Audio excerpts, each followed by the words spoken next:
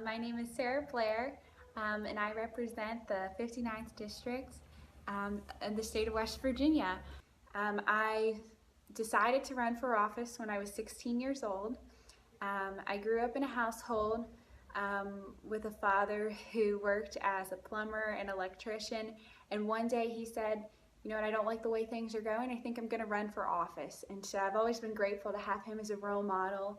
And after participating in a couple different leadership programs in high school, I realized, why should I wait? I don't like the way things are going either.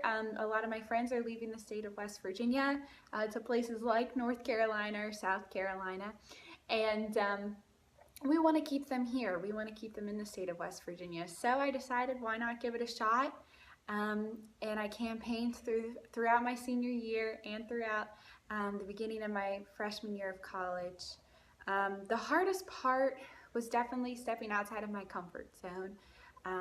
I always had a really bad fear of public speaking, and unfortunately, running for office is 90% public speaking. But I want to encourage every single one of you to do whatever your heart desires, regardless of what's holding you back.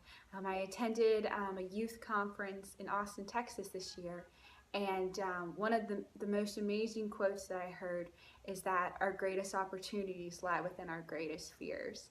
And so don't ever let them hold you back.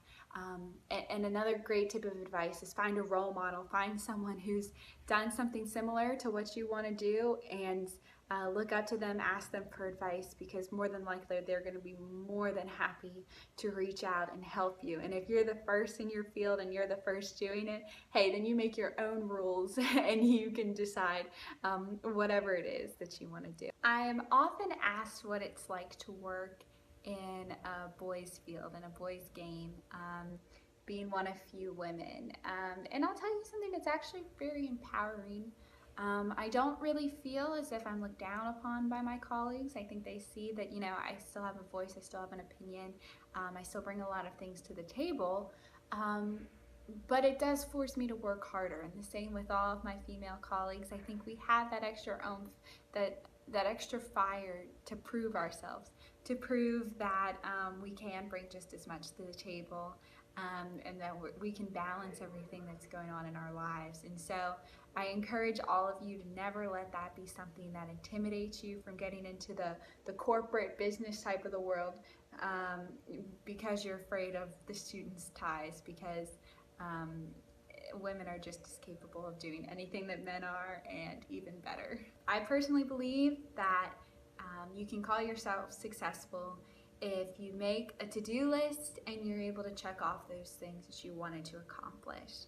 I think it's very important, and I'm a big proponent of bucket lists and making a daily, every morning to-do list, what you want to accomplish throughout that day. It's so much easier to achieve the goals you set if you can see them right in front of you and what you want to do. So no matter how big and how unrealistic they may seem, it's so important to put down your dreams into writing and remind yourself every day that that's what you want to do, so that one day you're able to cross it off your list.